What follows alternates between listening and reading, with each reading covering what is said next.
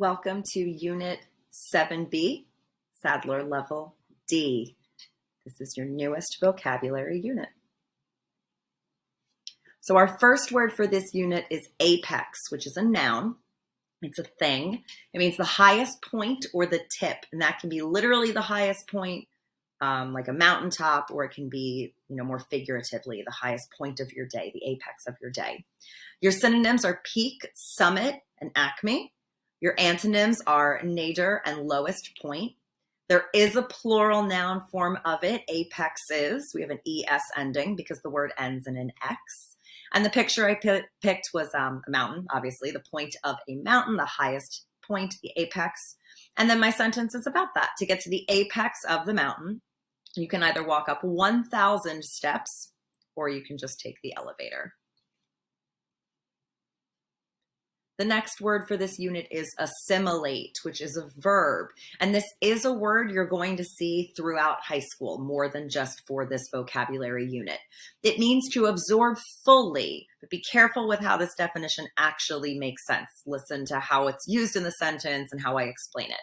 So to absorb fully, to adopt as one's own, or to adapt fully. So you can assimilate to a new school. You can assimilate to a new country. You can assimilate into a new group of friends. So absorbing fully isn't like putting a sponge on some water and it absorbs all the water. It's more about taking things around you and absorbing them into your own personality. Your synonyms are to digest or blend in. Digest not meaning what happens after you eat. Digest meaning taking it in and understanding it. There are no antonyms of this word, and there are several other forms. So assimilate is a verb, so we have the other verb forms of the word. Assimilated, assimilating, and assimilates. And then we also have two noun forms. Assimilator, with the OR ending, is the person who is doing the assimilation. And then assimilation is the noun. It's the actual thing. So assimilate is the action. Assimilation is that concept of doing the assimilating. It's a little confusing. So just make sure if you're using our vocab word, you're using it like an action. And if you use assimilation, you're using it as a thing. Now our picture up there is a Where's Waldo puzzle. That is not kind of what you would say for assimilate, but it's the sort of that idea is that he's absorbed into all of those people. He's blended in with all of them, and it's hard to find him in there.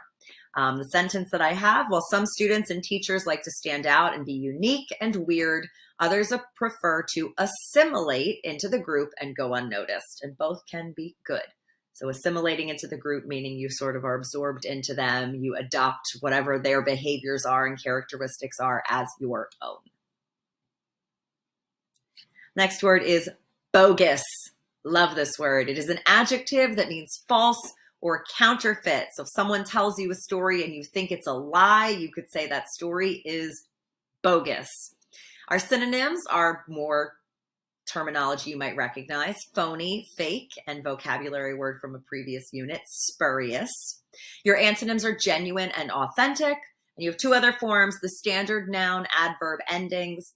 Bogusness and ESS is the noun form, and that's the quality of being bogus. And then bogusly is the adverb form.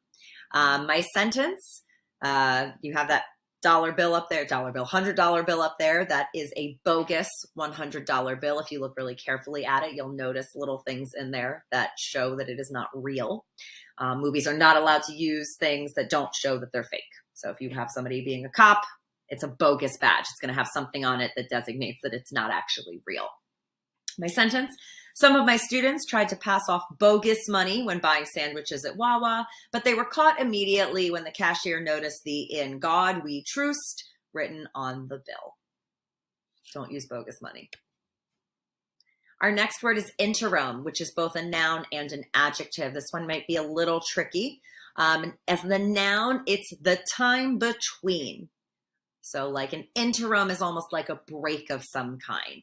So in the interim, in that time between my class and your next class, make sure you go to your locker. As the adjective form, it can mean temporary or coming between 2 points in time. And I did write two sentences for it so you can see how it's used in context.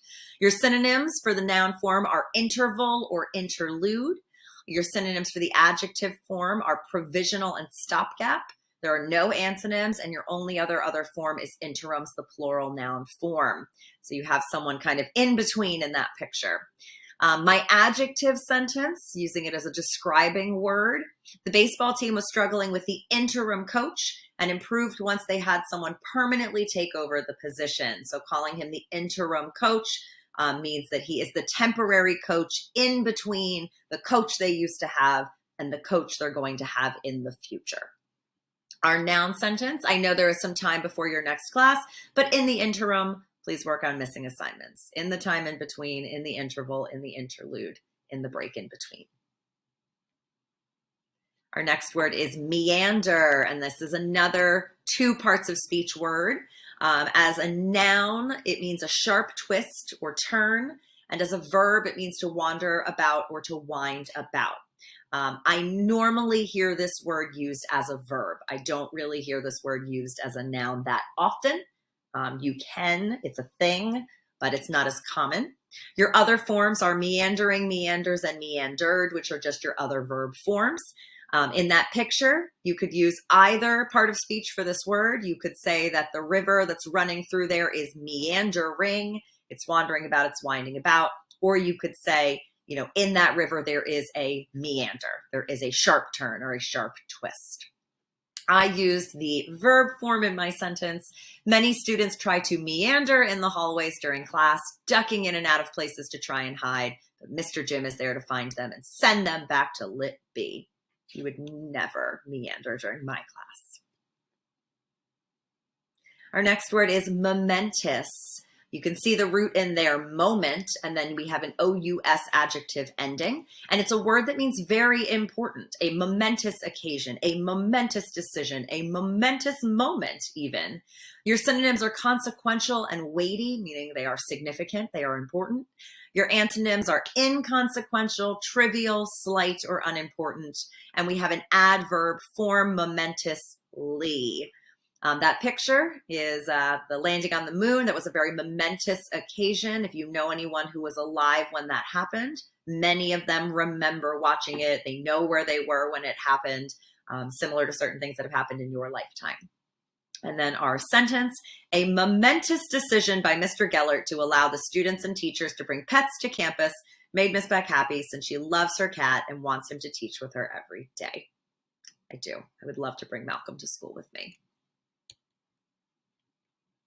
All right. Oop, I went too far. Sorry about that. Our next word is pensive. It's an adjective, and it means thoughtful or melancholy. If you take a moment and you're, maybe you learn some information, you could be quite pensive about it. You could sit with that for a moment, maybe feel a little sad about it at times. Your synonyms are dreary and contemplative. Think about contemplative. The root of that is contemplate, to think about something. So again, it's that adjective form. You have no antonyms, and then you've got your traditional adverb noun endings, pensively and pensiveness. And in that picture, I think that man looks quite pensive. My sentence, many students have pensive looks on their faces during writing exercises as they think about their own experiences and then get it down on paper to share.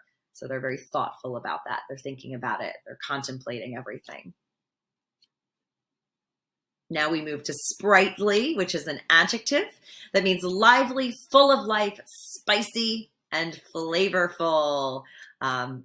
You could describe food as sprightly. You could describe people as sprightly. You could describe activities as sprightly. You could describe your dog as sprightly. It's a very multi-use word. Your synonyms are frisky, peppy, spirited, and buoyant. I know buoyant usually means something floats in water, but there's another form of it that means, kind of high-spirited and light. So you could describe someone with this sprightly personality as a buoyant personality. Your antonyms are sullen, spiritless, dull, morose, and sluggish, all very negative connotation words. We do have a few other forms of sprightly. So we have other adjectives. They're called superlative adjectives. So you start with sprightly, our word, and then you have sprightlier and sprightliest. And then your noun and adverb endings are the very standard ones. Sprightliness, that is the kind of quality of being sprightly. And then the sprightly as the adverb form. It can be used both ways. In our picture, we have some children that look quite lively and full of life. They're still young and hopeful. And in our sentence, I'm getting older and my body doesn't work anymore, so I'm no longer the sprightly dancer I used to be. I can't do the high kicks. I'm not a good dancer, but I used to be a very enthusiastic one. It hurts now. I am much less sprightly in these days. All right, this word is surly.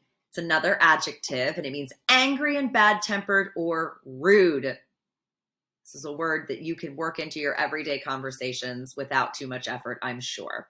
Your synonyms are gruff, sullen, cranky, grouchy, and hostile. Your antonyms are polite, gracious, civil, friendly, and genial. We have those superlative other adjective forms, surlier and surliest. The adverb form that I always mispronounce, surlily, just sounds really odd. And then the NESS noun ending, surliness. That picture is probably many of you in the morning. And my sentence is about the same thing. I'm willing to bet that many of you are quite surly in the morning when you first get out of bed and you don't want to talk to anybody or get up in general.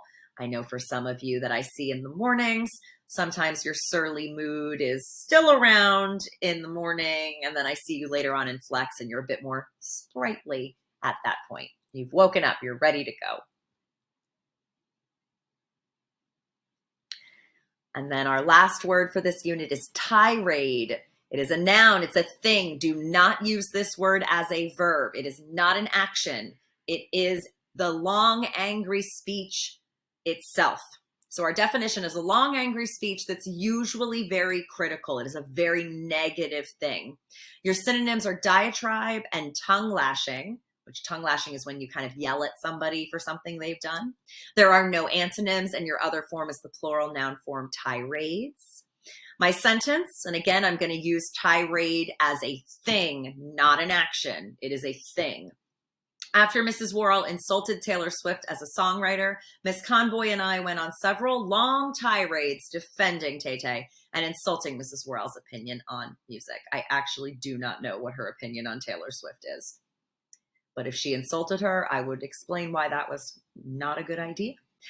You may have teachers that go on tirades. I don't know about any of your English teachers, but occasionally you might have a teacher that goes through a kind of a long, angry speech. Maybe the class is not behaving correctly, but she is not tirading. It's not the action. She is going on a tirade, or she is presenting a tirade. So you always want to use it as a thing, not an action. And with that, that wraps up Unit 7B, Sadlier Level D.